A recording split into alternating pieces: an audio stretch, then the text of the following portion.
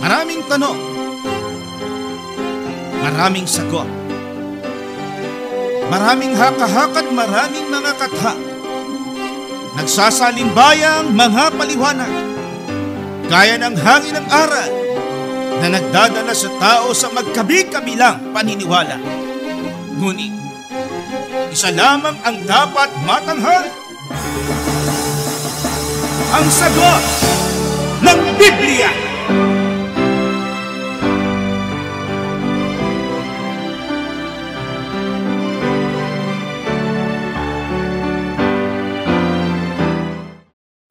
Ito po ay programa ng kabanal-banalang Iglesia ng Diyos kay Kristo Jesus, at ayo po nga po ay nasa portion na kung saan ito po ay pagtugon sa mga katanong ipinapadala po sa ating palatuntunan, at ito na po ang sandali na sasagutin natin sa pamamagitan po ng pagbasa ng Biblia. So sa mga ibig pang magpadala ng kanilang mga katanungan, narito po ang ating mga cellphone numbers at iba pang mga platforms na pwede nyo pong ipadalhan ng inyong mga queries o mga katanungan. 0926-383-0454, 0926-383-0454, 0909-555-5009, 0909-555-5009, 0991-419-2027,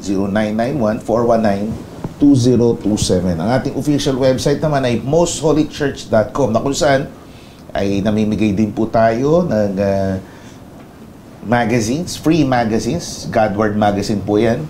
At dyan po sa ating website ay pwede ho nyong buksan at magbigay din ko ng inquiries at magbigay din ho kayo ng detalye tungkol sa inyo upang mapadala po namin sa inyo ang CP ng nasabing publication po ng church o ng iglesia. Sa ating po namang social media platforms, sa Facebook, MHC Media. Yan pong ating Facebook page. Yung account naman natin, ang Kabanal-Banalan. Sa YouTube or YouTube channel naman, The Most Holy Church. Subscribe or i-click nyo lamang po yung button na bell, yung bell na button upang kayo po ay mapadala ng automatic notification kung meron po tayong mga bagong episodes o di kayo mga updates hinggil sa pangangaral po ng Kabanal-Banalang Iglesia. Ang Most Holy Church of God in Christ Jesus, ang punong tanggapan po nito ay sa Maynila, number 688 Rahabagoy Street, Gagalangin, Tondo, Manila. Ang inyong mga lingkod, mga kaibigan, kapatid na Gabriel, Brother George Quinino, kapatid na Yusien, Danilo S. Francisco, ang inyong mga magiging lingkod sa araw na ito hinggil po sa Q&A o question and answer portion nga po ng ating palatuntunan. Salamat po sa ating Panginoon at ang pagkakataong ito ay sumaating muli. Nagpapasalamat din po kami sa inyo na nagpapahintulot na kayo po ay patuloy naming mapaglingkuran sa pagtugon sa mga katanungang ipinadadala nyo po sa amin sa pamamagitan naman ng Biblia ang katugunan. Ang sagot ng Biblia.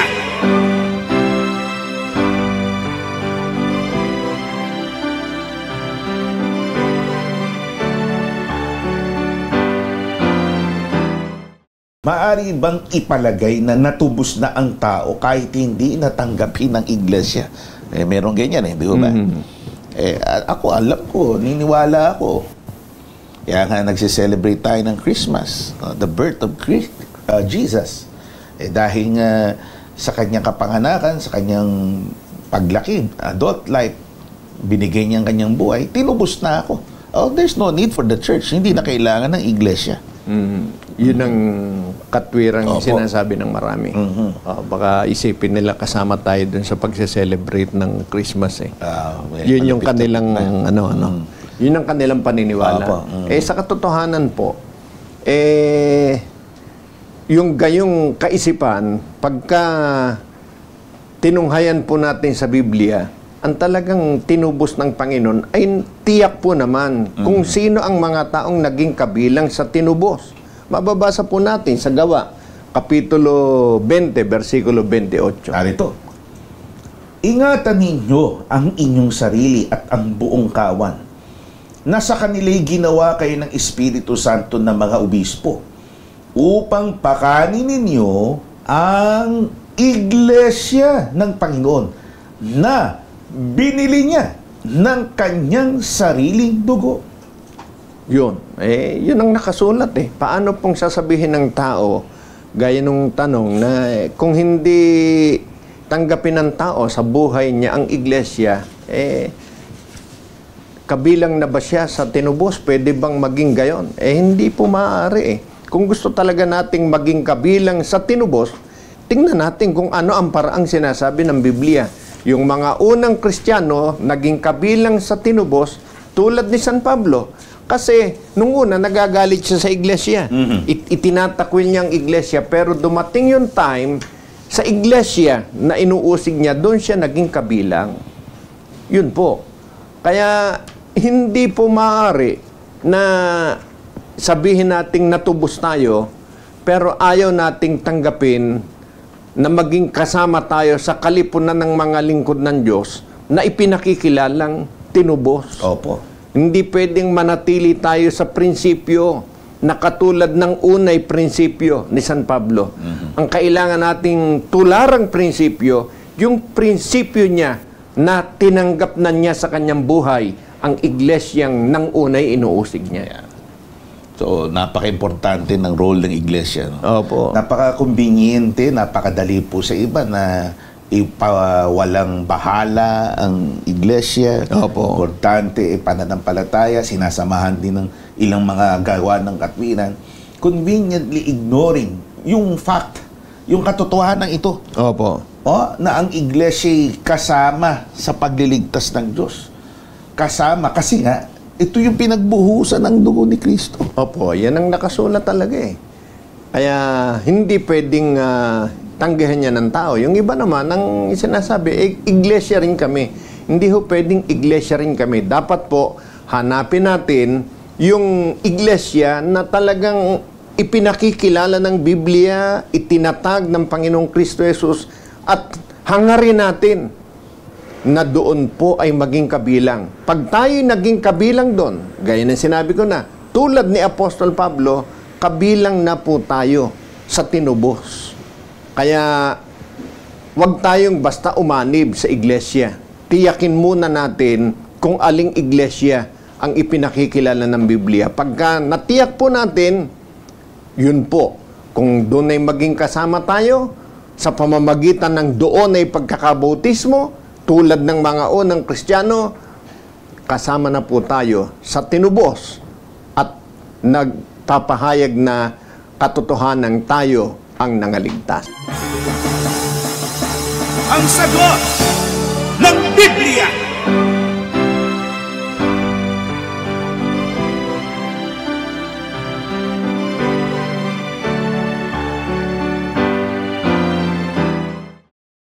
So, ang kasunod pong katanungan, totoo bang si Kristo ang amang Diyos?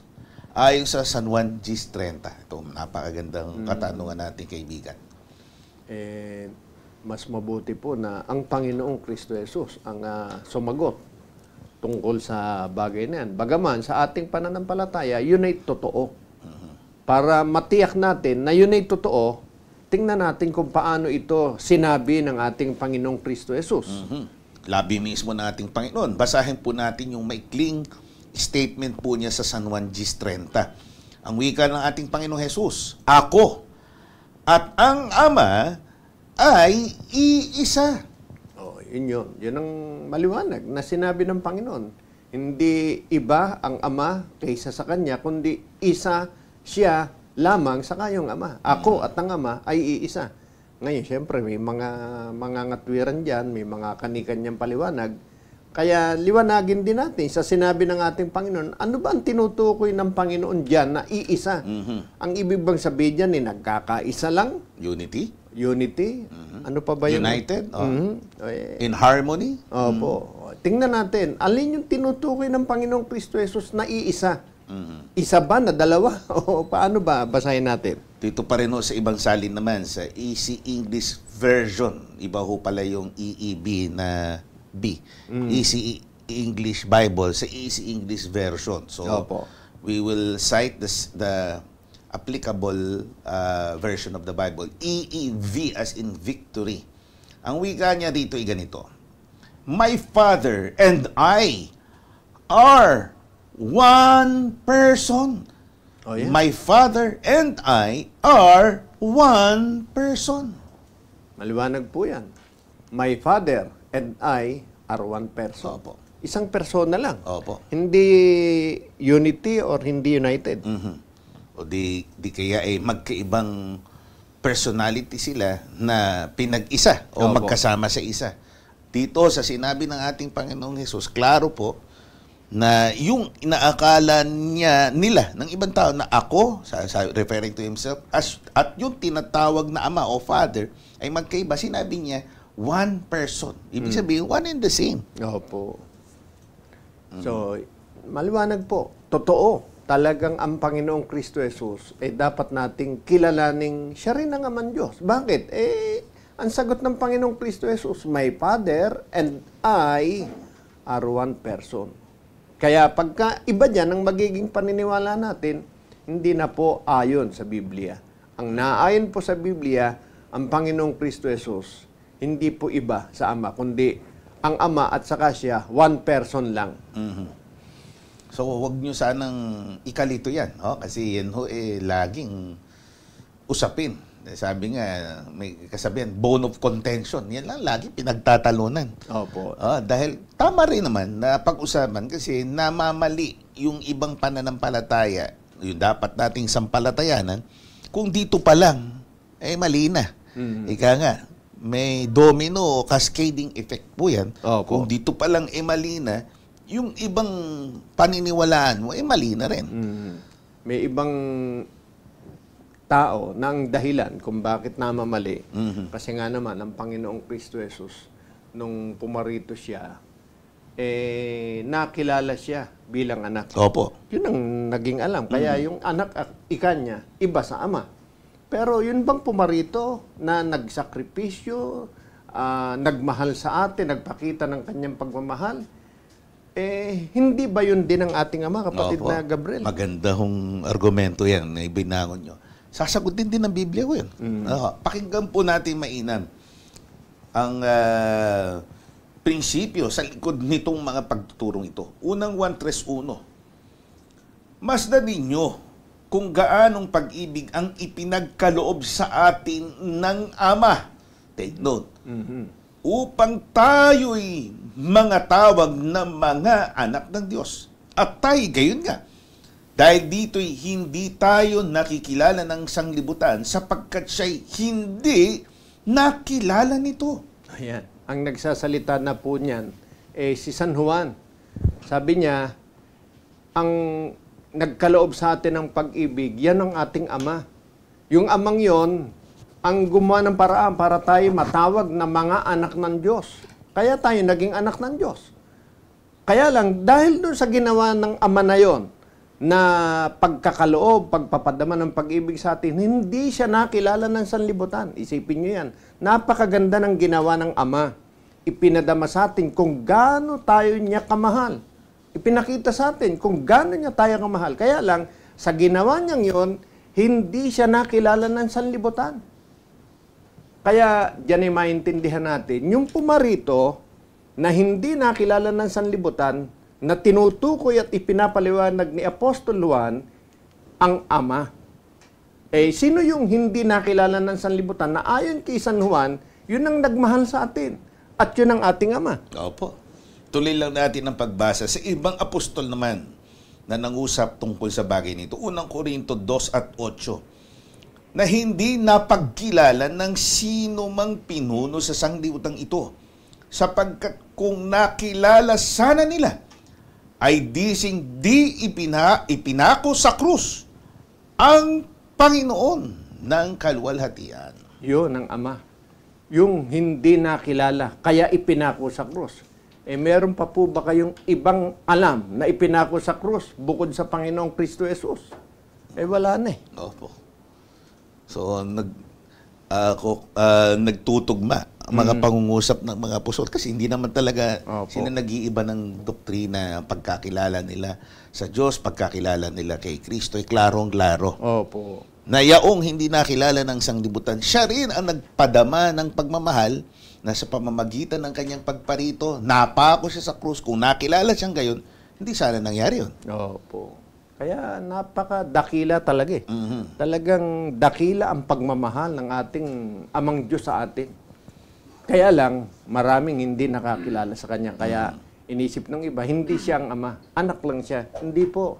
Maliwanag. Ang nagpadama ng pag-ibig, yun ang ating Ama. Yung Amang yon ang hindi nakilala ng sanlibutan. Sino yon? Ang Panginoong Kristo Jesus. Yan ang napakalinaw na dapat po nating sampalatayanan. Kaya sa ating kaibigan, napakabuting nililinaw talaga niya ang bagay na ito. So, ibigil lang natin ng diin, ano? Ang kabanal-banalang iglesia, we believe in just one true God. Isang Diyos. Hindi po siya Diyos na binubuo ng tatlong persona. Na namamalagi daw sa kanilang pananampalataya, isa lang Diyos. But they insist there are three persons in one God. There is still one God. But it appears there are three distinct, ibig sabihin, magkakaiba. Yan yung sinasabi. Yung persona. Na inilalagay nila sa isang sisidlan. Ika nga, itong tatlong ito, nilagay sa isang sisidlan na tinatawag na isang Diyos. Parang, wala ho na sa Biblia. Parang yung kaping 3-in-1. May asukal, may creamer. Yung kape mismo. Sa kape mismo. Na nilagay sa tasa. Presto, kape. Yun. Na puti. Hindi ganon yung ating pananampalataya. Ang Diyos ay hindi parang chemical mixture na binubuo ng iba-ibang mga chemical. Opo. Na pinagsama, naging isa. Hindi po. He is one true God and He appeared in the flesh. Nagpakilala, oo. Nagpakilala bilang anak, may rason po yun. May rason po ang pagpapakilala niya bilang anak, hindi para i-confuse ang tao, lituhin ang tao, na meron pa palang ibang anak ng Diyos, o Diyos anak. Maliho yung konseptong Diyos anak eh. Nakilala siya bilang anak ng Diyos. Opo. Kaya, yan po napakahalagang bagay na sinasabi sa atin. At talaga namang siya yung nagbigay ng buhay, yun ang ating Ama, yun ang Panginoong Kristo Jesus. Kaya nawa po, masampalatayan na natin yan. Ang sagot ng Biblia.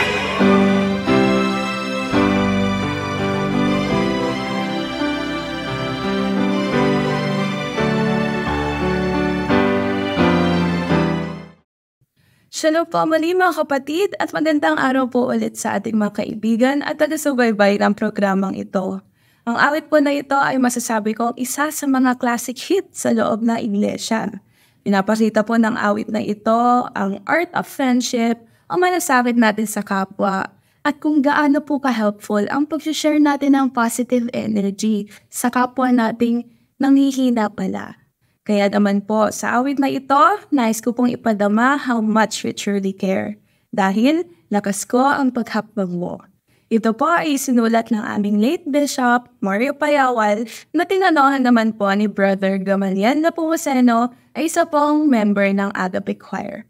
Muli po, payagan niyo po sana akong awitan kayo ng aking personal rendition ng awit na may pamagat na lakas ko ang paghakbang mo.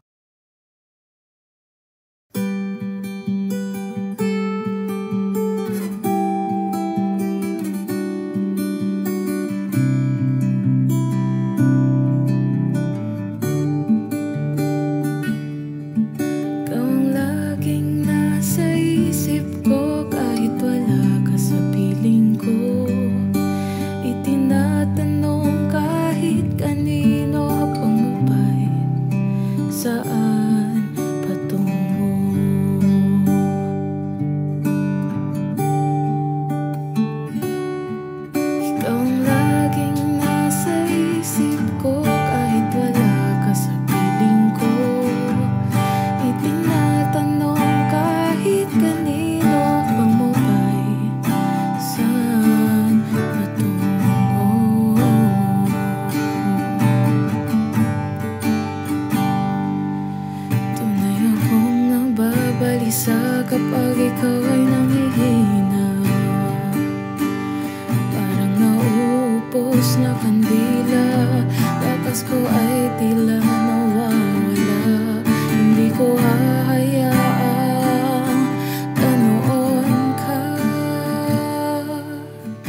Lakas ko ang paghakbang mo, hindi ka iwan, sabay tayo tatakas sa huwad na mundo, sa bagang daigdig, sabay tayo.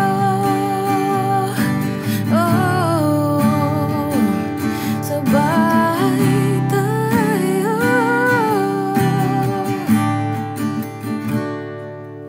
Tunay akong nababalisa kapag ikaw ay nangihina, parang nauupos na kandila, lakas ko ay tila nawawala. Hindi ko hahayaang ganoon ka. Lakas ko ang paghakbang mo, hindi ka iwan, sabay tayo tatakas sa huwad na mundo, sa bagang daigdig, sabay tayo. Halina mga paay ihakbang, lakas ko ay iyong dagdagan, lakas ko'y dalhin sa kasagdalan. Hakbang mo sa aking pagmamahal,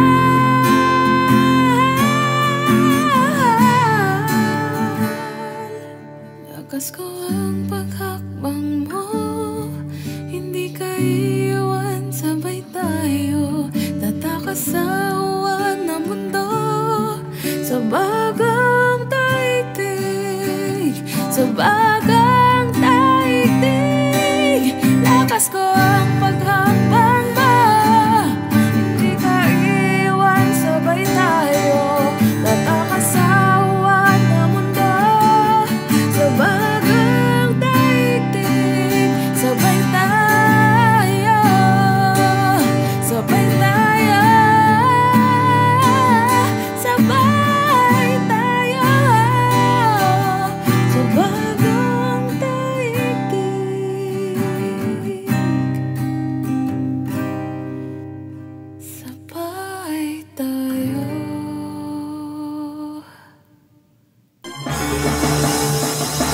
Ang sagot ng Biblia.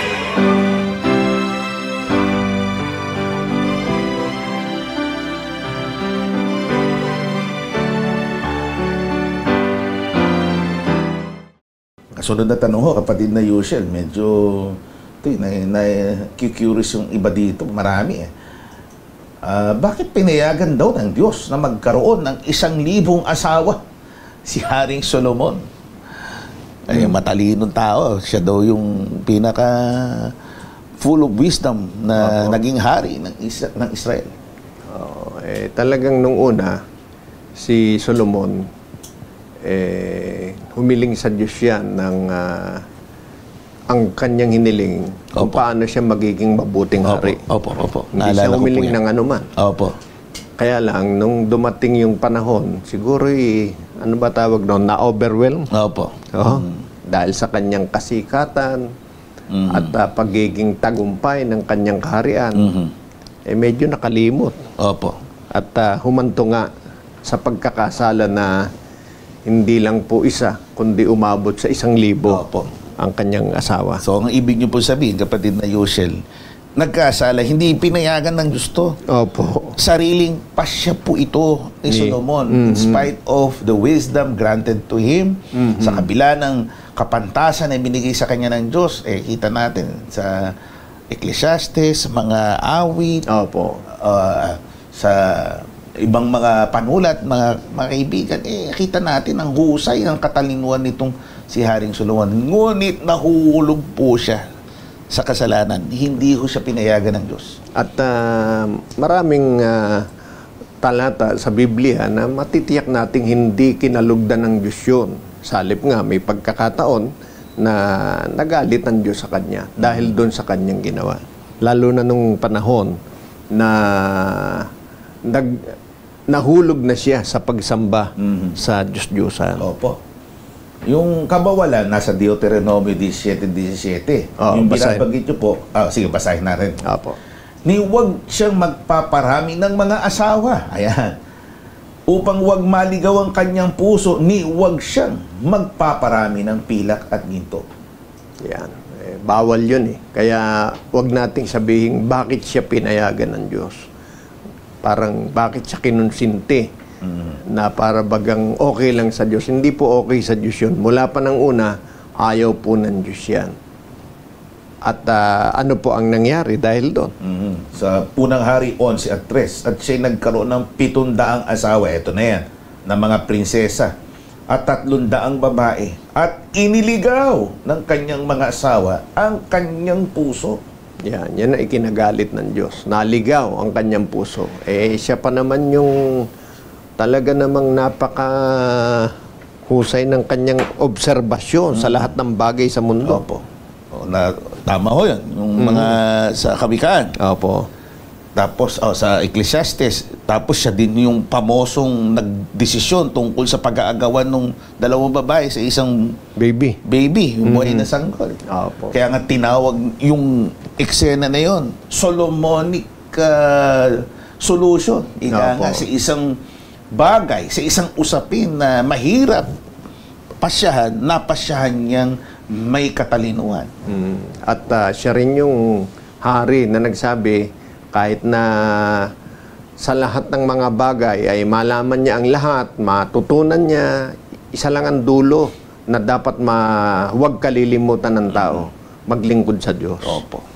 Lamang nakalulungkot na silo po siya. Ito'y pasya niya. Walang kinalaman yung mga babae dito. Baka sabihin tukso yung mga babae kasi isisisi natin sa mga babae ang nagpagkahulog ni Solomon. Kwan ho yun, sexist ho yun.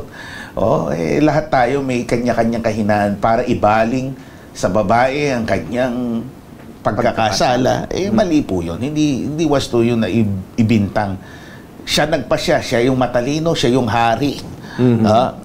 Although alam natin yung pagkakaroon ng ganyan dami, mga kaibigan, yan political din Nung kanyang kapanahonan. Medyo nung matanda na talaga siya, na nangangailangan siya ng mga kakamping ibang mga bansa. Opo. Diskarte ho kasi yan sa diplomasya o di kaya sa pagpapatibay ng iyong puwersa na nakikipag-alyado kasi ibang mga bansa sa paraan na ipopormal mo yung relasyon sa ibang mga bansa. Kung wala kang anak na pwede mong ibigay sa kanila na mapangasawa, ikaw mismo magpapakasal. Kaya yung kasal na yon, pagpapatibay ng tratado. Ika nga, we have a treaty, kampi tayo. Pag may sumalakay, o kaya ikaw, di mo pwede ako salakay dahil napangasawa ko anak mo. O kaya pag may sumalakay, ikaw tutulong sa akin, sasaklo, no? Para ipagtanggol ang aking kaharian. Pero hindi ho excuse yun. Opo. Nanatiling yun kasalanan niya. Kaya hindi po itinolerate o kinokonsente o inaayunan ng Diyos yung gayong pagkakasala ni Solomon. Ang sagot ng Biblia.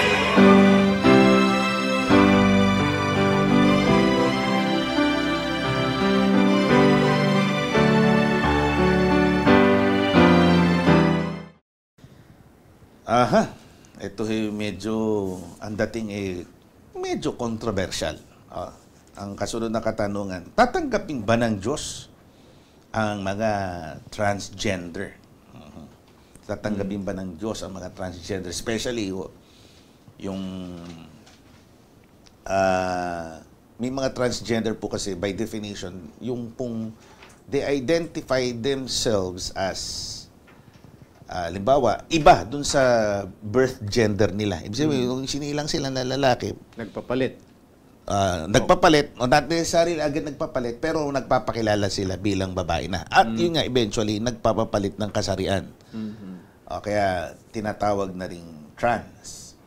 So kung magbagong isip at sila po ay namanik sa Diyos, ika nga, katanggap-tanggap pa rin kaya ito sa ating Panginoong Diyos, kapatid na Yushel. Opo. At yan maipapahayag natin gayon sa pamamagitan po ng isang pangyayari na nasulat sa Biblia. Pakinggan po natin, ito yung bantog o popular na kwento sa Biblia na The Prodigal Son o Alibughang Anak. 15:21 hanggang 24 ng San Lucas. At sinabi ng anak sa kanya, Ama, nagkasala ako laban sa langit at sa iyong paningin. Hindi na ako karapat-dapat na tawaging anak mo. Datapot sinabi ng ama sa kanyang mga alipin, dalhin ninyo ritong madali ang pinakamabuting balabal at isuot nyo sa kanya. At lagyan nyo ng singsing ang kanyang kamay at ang mga panyapak ng kanyang mga paa. At kunin ninyo ang pinatabang guya at inyong patayin. At tayo'y magsikain at magkatwa, sapagkat patay na ang anak kong ito at muling nabuhay. Siya'y nawala at nasumpungan, at sila'y nangagpasimulang mangagkatwa. Oh, yan.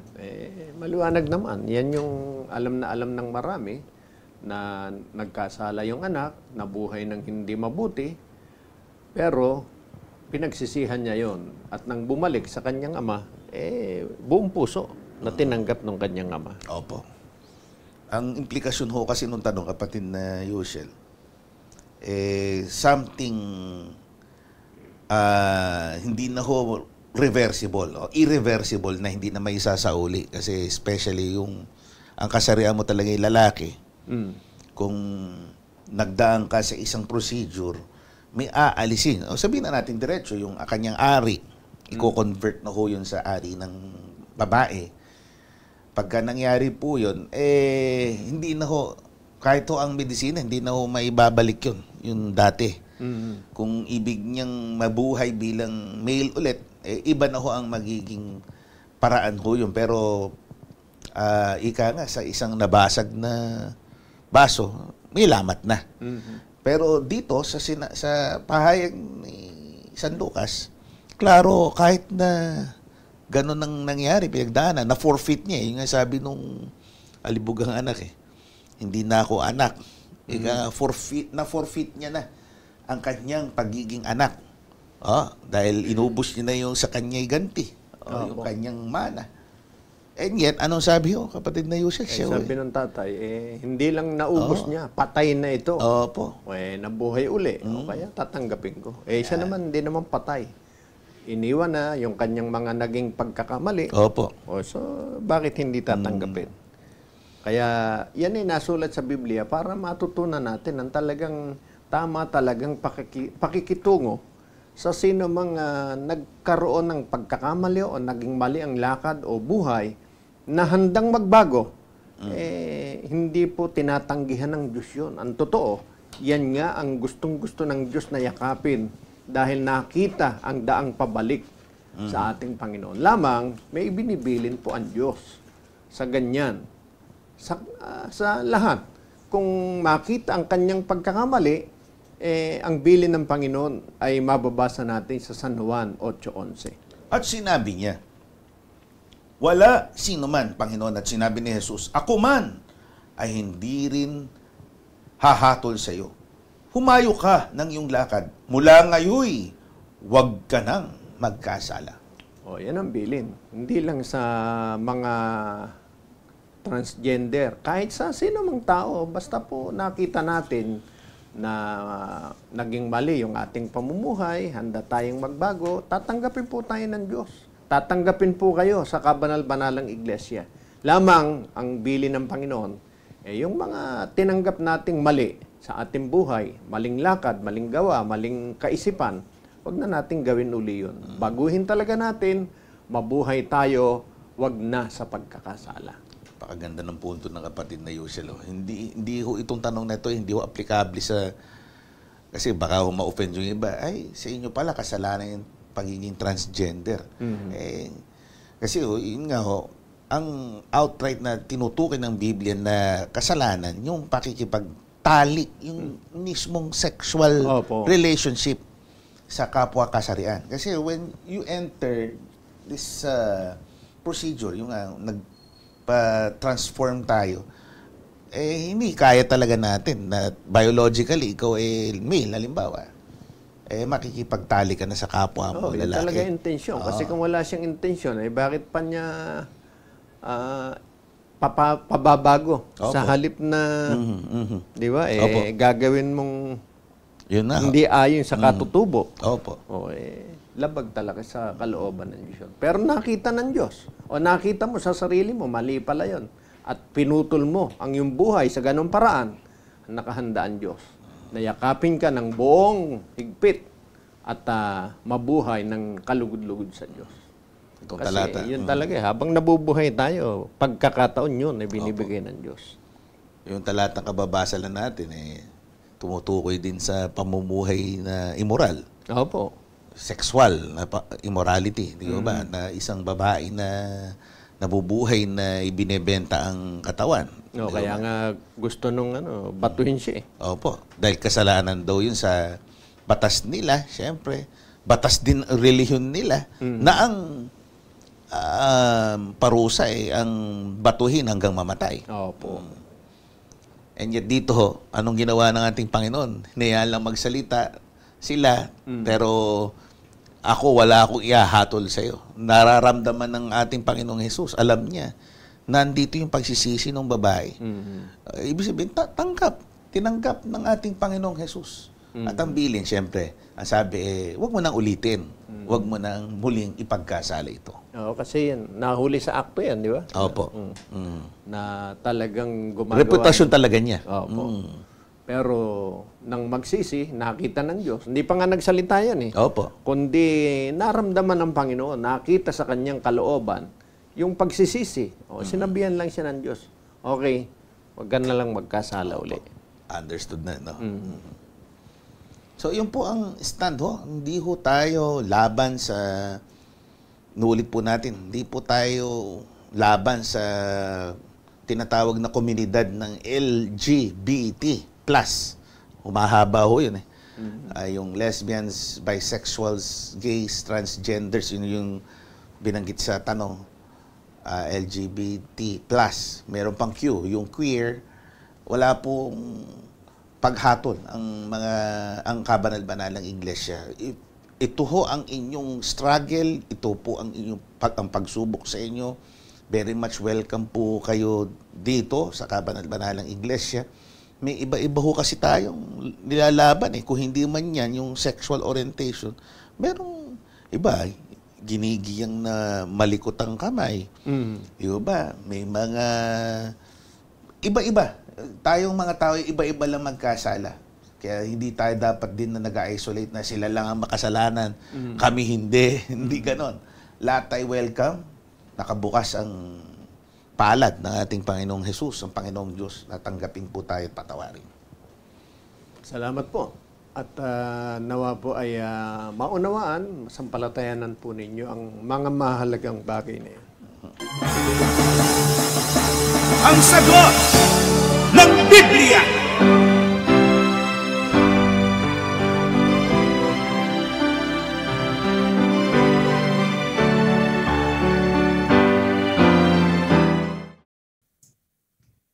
Siya po mga kapatid at magandang araw po sa ating mga kaibigan at taga-subaybay po ng programang ito.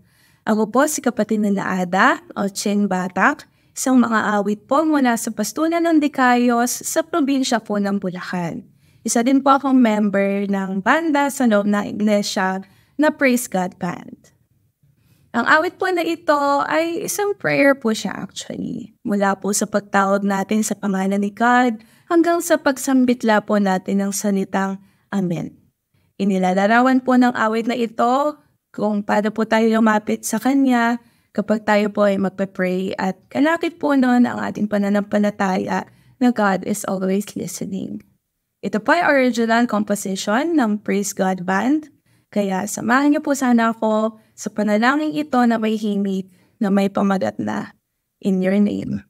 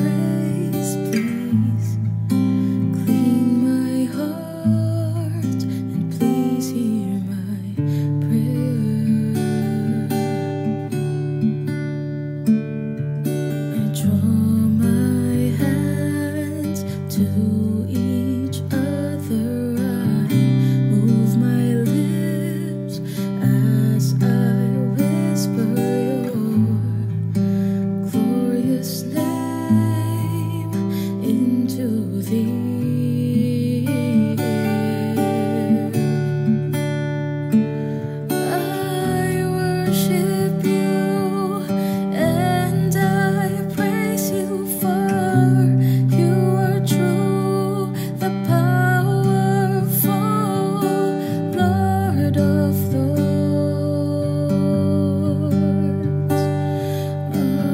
Most High God. I lift my voice to call your name. I close my eyes so I can see your face and dwell in your embrace. I bend my knees to ask you, please stay with me for as long as I live,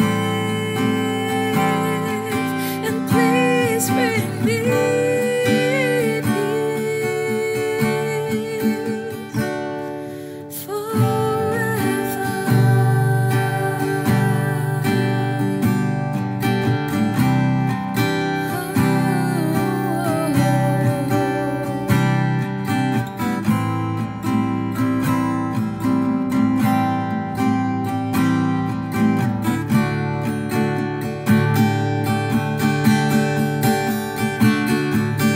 Let me rest underneath your holiness. Listen to me as I confess everything to you, my God. This we ask in your name. We believe, so we'll say,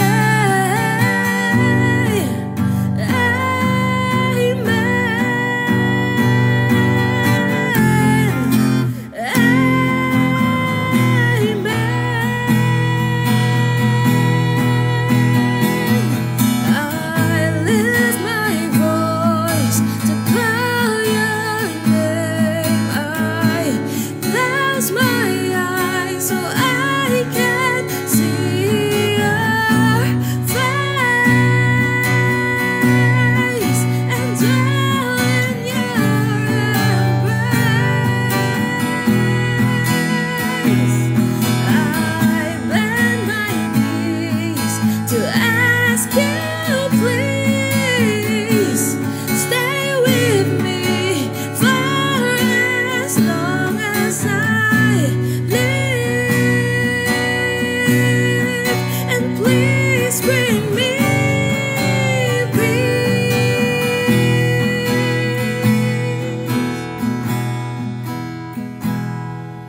forever.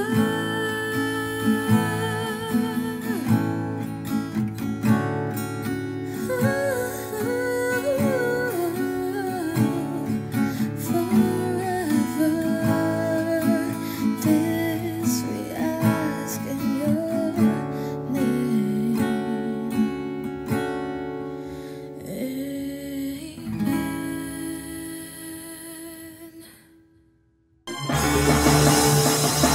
Ang sagot ng Biblia.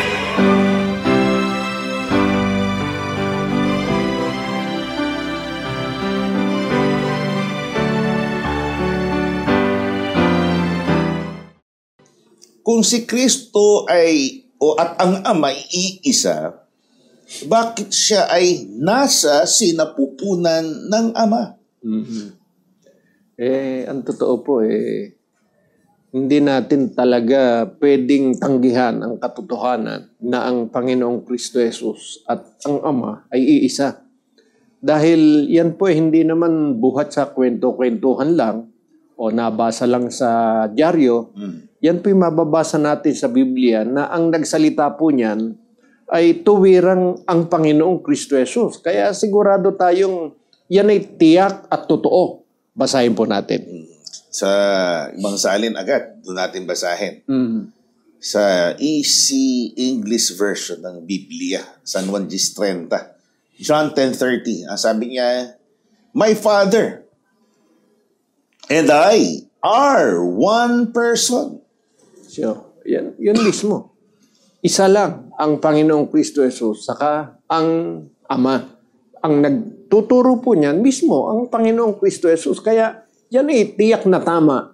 At hindi pwedeng pag-alinlanganan ng tao. Kasi kung mag-aalinlangan ang tao sa sinabi ng ating Panginoong Kristo Jesus, sino pa ang ating paniniwalaan? Sino pa ang makapagtuturo sa atin sa tingin natin ng tama bukod sa Panginoong Kristo Jesus? Kaya talagang siya po na Panginoong Kristo Jesus at ang Ama, ayon sa Kanya, isa lang po.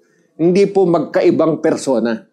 Ngayon, may mga gaya ng tanong na yan, bakit sinabi na siya nasa sinapupunan ng Ama? Muli po, hindi po dahilan yan para sabihin natin, yung salitang yan, magkaiba na yung Ama saka si Kristo. Ang kailangan lang po, maintindihan natin bakit nga. Basahin po natin. Sa Juan 1:18. Ang sabi po'y ganito, walang taong nakakita kailanman sa Diyos. Ang bugtong na anak na nasa sinapupunan ng Ama. Siya ang nagpakilala sa Kanya. Ito yung talatang pinagbabatayan daw nila. Ayan. Ang nagpapakilala sa Ama, walang iba kundi yung anak, ang Panginoong Kristo Jesus. Kaya kung ano yung sinabi ng anak ng Panginoong Kristo Jesus, yun ang totoo. Hindi pwedeng ang pagpapakilala ng iba tungkol sa Ama ay iba sa pagpapakilala ng Panginoong Kristo Jesus. Pag naiba sa turo ng Panginoong Kristo Jesus, tatanggapin po ba natin yun? Siyempre, dapat hindi. Kaya, kung pinoproblema sa kaisipan ng iba ay nasa sinapupunan ng Ama, ibig bang sabihin nung kontra yun sa sinabi ng Panginoong Kristo Jesus? Hindi po. Bakit? Ang kahulugan po ng salitang yon hindi nasa tiyan ng Ama. Kundi gaya ng pangyayari kay Abraham. Basahin po natin. Narito. Sa Lucas 16:22. At nangyari na namatay ang pulubi at siya'y dinala ng mga anghel sa sinapupunan ni Abraham. At namatay naman ang mayaman at inilibing. Yan. Yung sinapupunan dyan, hindi sa womb, kundi yun yung bosom. Kinaroroonan. Kaya hindi po yan gaya ng iniisip ng iba. Yan anak lang ang Panginoong Kristo Jesus kasi nasa sinapupunan. Nung hindi pa ipinapanganak, nasa sinapupunan. Nasa, parang nasa tiyan. Hindi po ganun ang kahulugan nun. Katulad lang po ng pangyayari sa pulubi at kay Abraham. Yung pulubi nasa sinapupunan. Ibig sabihin, kung saan nandun si Abraham, nandun yung pulubi. Lugar yung tinutukoy. So, yung kinaroroonan ng Panginoong Kristo Jesus, yun ang kinaroroonan ng Ama. Ang ibig ba sabihin nun, magkaiba sila? Yun ang pakahulugan ng iba. Pero sa Biblia po, hindi gayon. Tinutukoy lang o ipinapaunawa lang, walang ibang pinanggalingan at kinaroroonan ng Ama, yun din ang kinaroroonan ng Panginoong Kristo Jesus. Bakit? Hindi po sila magkaiba. Isa lang po siya. Kaya yung Ama, nandun sa langit. Saan nandun si Kristo? Nandun. Kasi isa lang po sila. Hindi po dalawa. Hindi po magkaiba. Yan talagang doktrina ng Biblia. Turo mula pa noon. Kung ititrace back pa natin kay Abraham. Kaya nga marami nagsasabi si Abraham ay ama daw ng monotheistic religion. Yun talaga. Noon pa lang, noon pa. Itinuturo na ng mga unang mananampalataya. Hanggang ngayon, walang ibang Diyos. Iisa lang yung Diyos. Kaya yung pinamagatang sinapupunan ng Ama, gaya na pinaliwanag nyo nga kanina, isang phrase po yan. Yan yung termino. Sinapupunan ng Ama. Lugar po yan na nandun din anya. Nandun si Kristo, hindi din. Nandoon ang ating Panginoong Jesus. Kasi, kaya nandun siya, kasi siya nga rin yung Ama, hindi po iba ang Ama sa Kanya. Na pamaya-maya, pwede natin palawigin pang paliwanag tungkol dyan. Kasi may kaugnayan yung kasunod na tanong tungkol ho dyan. Yung pong mga tanong na ito, for the information ng ating mga taga-subaybay, halo po sa ating social media pages. Na kung saan may mga hanggang ngayon, syempre, hindi naman natin maitatanggi na interesado talaga silang malaman, hindi lang ho out of curiosity, maiklaro sa kanila yung mga confusion nga, kinalilito, komplikadong paniniwala tungkol sa ating Panginoong Jesus na anak lamang, kaya siya ay nasa sinapupunan ng Ama. Klaro, nandun siya sa lugar na yon, ang tawag ay sinapupunan ng Ama.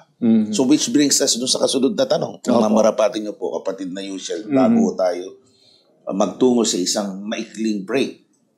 Kung ang Panginoong Kristo Jesus at ang Ama'y iisa, ayan, ito naman yung tanong, bakit si Kristo ay nasa kanan ng Ama? O yan, una, yan ay nakasulat. Siguradong tama yan. Hindi natin pwedeng sabihing mali yan. Kaya lang, kuminsan, hindi nagiging tama yung pagkaintindi at paniniwala ng iba tungkol sa mga salitang nakasulat sa Biblia. Unang-una, kuminsan, pag sinabing kanan, ang pagkaintindi kaagad ng iba, merong kaliwa. Opo. At nasa gawing kanan ng Panginoong Kristo Jesus, yung Ama nasa gitna. Yun ba talaga ang kahulugan yan, kapatid na Gabriel? Siyempre, konsultahin natin ang Biblia. Alam nyo, sa ating language, di ba, yung gamit ng ating lingwahe, kahit yung mga inadapt natin sa wikang English, gaya niyan, right hand. When you assign a person to be your right hand man, hindi ho siya literal na naging kanang kamay mo na naka-attach sa'yo. O kaya hindi siya Nakatikit sa'yo. hindi pwedeng mapunta sa kaliwa. Sa kaliwa na parang na-demote siya. Opo. Pag sinabing kanang kamay kita, ikaw yung pinagtitiwalaan ko, ikaw yung gagawa ng iuutos ko, na kung saan kita papunti, gagawin mo ipinapagawa ko. Yun yung katiwalang tinutukoy na isang kahulugan ng pamagat na kanan o right hand. Yung alam nating unang definition, yung hindi nga kaliwa, yung kanan. Opo. May biro pa ko yung dating Pangulo, kaya daw siya nagsusuot ng Yung wristband, para alam niya. para malaman niya kung ba't daw niya nilalagay yun sa kanan. Para alam niya kung alin ang kaliwa o kanan. Opo. Hindi ho yun. Yun yung unang definition. Yung left or right, for that matter, sa mga nakaharap po sa ating sa camera. So, nung klaruhin ho sa Biblia, ano ho ba ang definition, kapatid na Yushel, nung salitang kanan, kung Biblia ho ang ating kukonsultahin? Yan. Basahin natin sa Exodo Kapitulo 15, versikulo 6. Pag ang pinag-uusapan ay tungkol sa Diyos at sa kanyang kanan, ito po ang paliwanag. Ito, ang iyong kanan, o Panginoon, ay maluwalhati sa kapangyarihan. Ang iyong kanan, o Panginoon, ay dumudurog ng kaaway. Yan. Makapangyarihan. Yung kanan ng Panginoon.